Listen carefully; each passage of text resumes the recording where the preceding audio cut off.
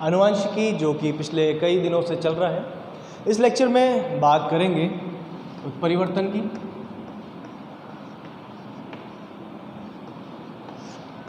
उत्परिवर्तन में पिछले लेक्चर में कुछ डिस्कस किया था।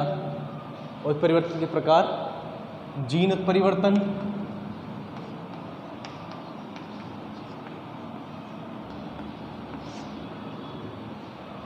गुणसूत्रीय विपथन,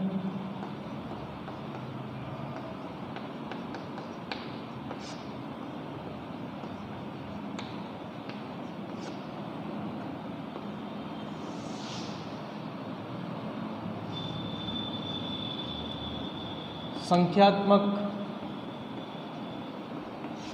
तथा संरचनात्मक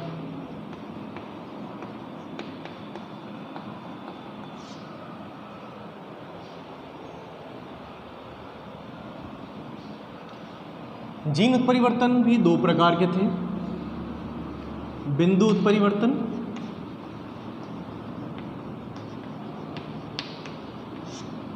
तथा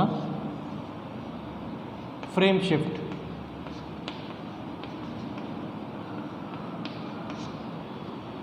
इस लेक्चर में बात करेंगे संरचनात्मक गुणसूत्रीय विपथन की।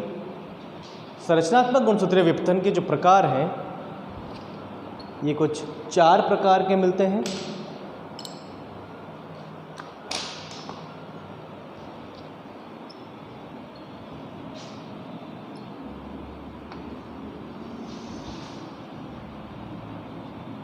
इनके 4 प्रकारों की बात करेंगे।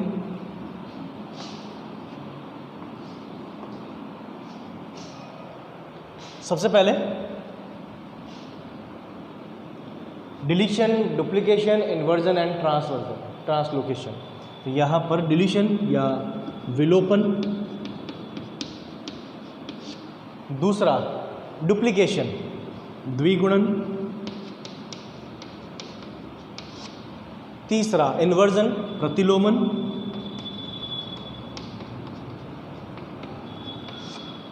और चौथा स्थानांतरण।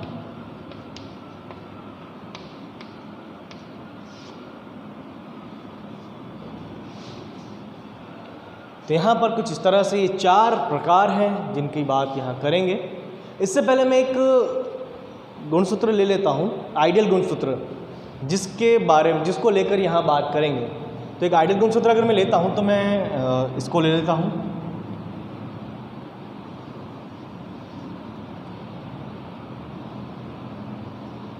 यहाँ बीच में इस पर एक गुणसूत्र बिंदु है, जैसा कि गुणसूत्र पर होता है, और इस पर उपस्थित है जीन।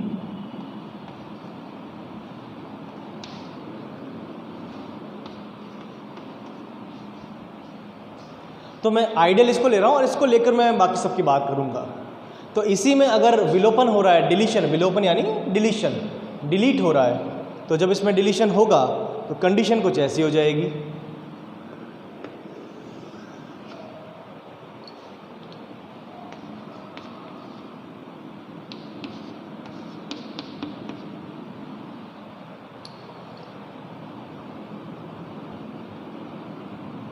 यहाँ पर बी डिलीट हो गया। ये कुछ इस तरह भी हो सकता था।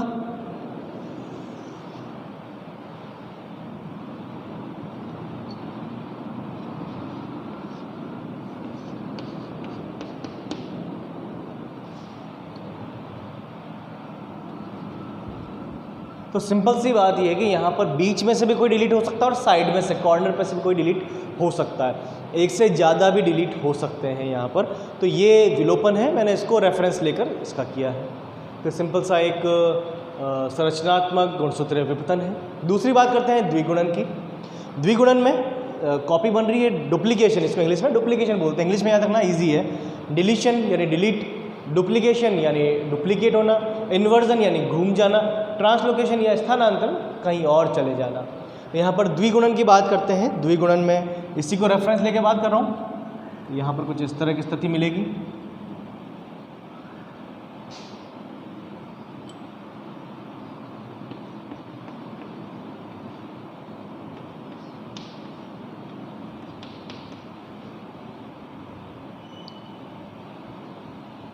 जैसा कि दिख रहा है यहाँ पर डी और डी 2 बार आ गए हैं, तो डी 2 बार आया है तो यहाँ पर डी का डुप्लीकेशन हो गया।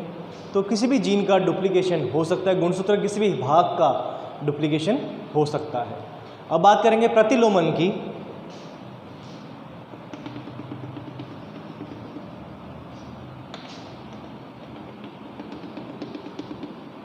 प्रतिलोमन 2 प्रकार का होता है।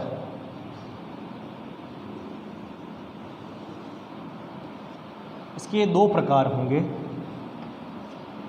और इसके 2 प्रकार हैं, वो है पेरिसेंट्रिक तथा पैरासेंट्रिक।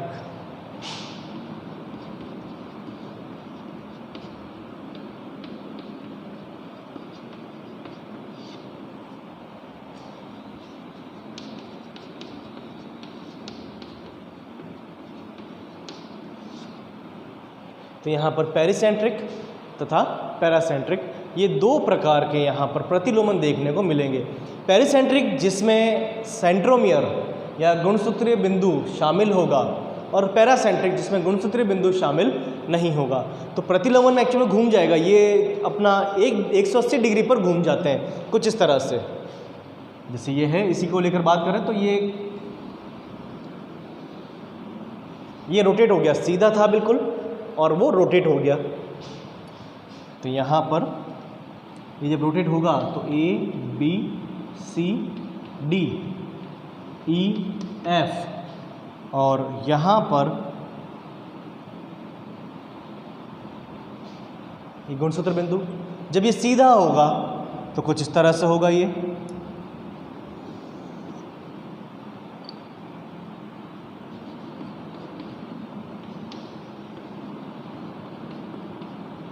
यहाँ पर कुछ इस तरह से अलग हो जाएगा।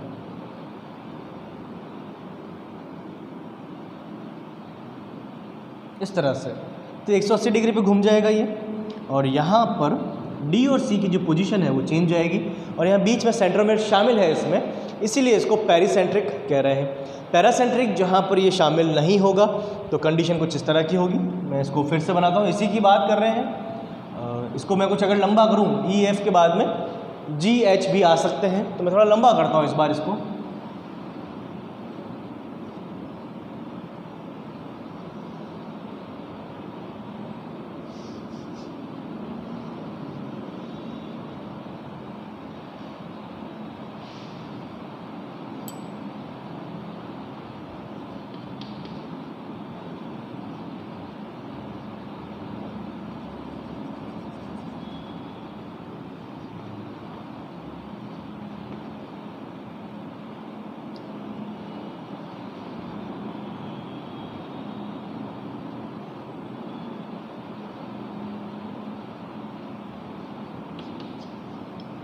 कुछ इस तरह से मैं इनको कुछ दूसरे कलर से लिख देता हूँ, ई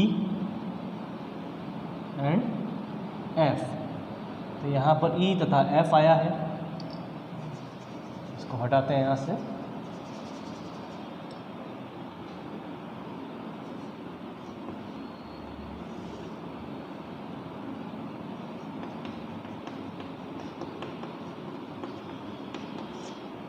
तो यहाँ पर ई और एफ की पोजीशन एक दूसरे से चेंज हो गई है, चेंज हो जाएगी। क्योंकि इन्वर्जन यहाँ पर हुआ, जो घुमाव उत्पन्न हुआ है यहाँ पर हुआ है, सेंट्रोमियर इसमें शामिल नहीं। और जब ये सीधा होगा तो बिल्कुल इसी तरह जैसा यहाँ हुआ है बिल्कुल वैसा ही वहाँ होगा, कुछ इस तरह से होगा ये।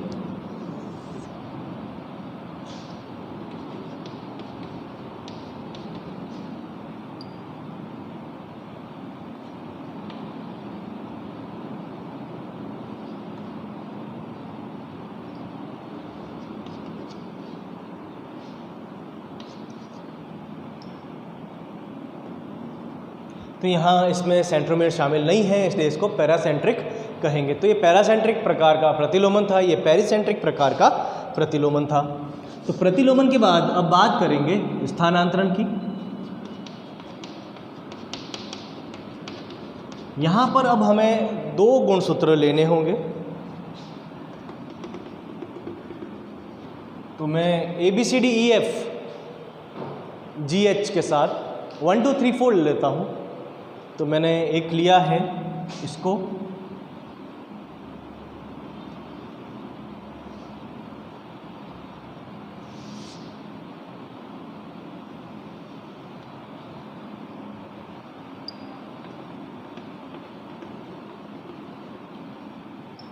ये है A B C D E F G H।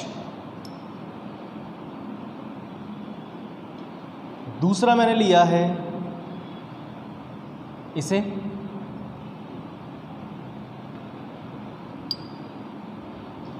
जो है 1 2 3 4 5 6 7 एंड 8। तो यहाँ पर दो अलग अलग गुणसूत्र मैंने लिए हैं। अब इन दोनों के बीच में जब क्रॉस होगा तो कुछ इस तरह से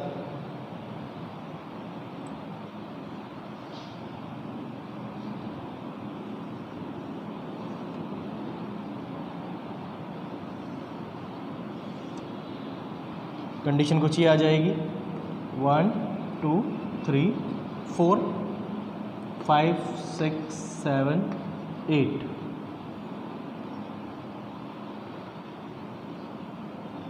इसकी अगर बात करूं ऊपर वाले की तो A B C D E F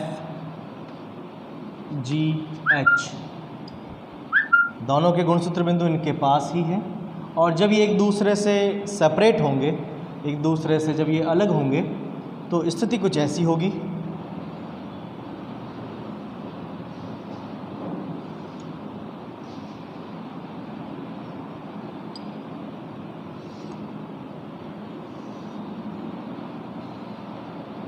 यहाँ पर A B C D और साथ में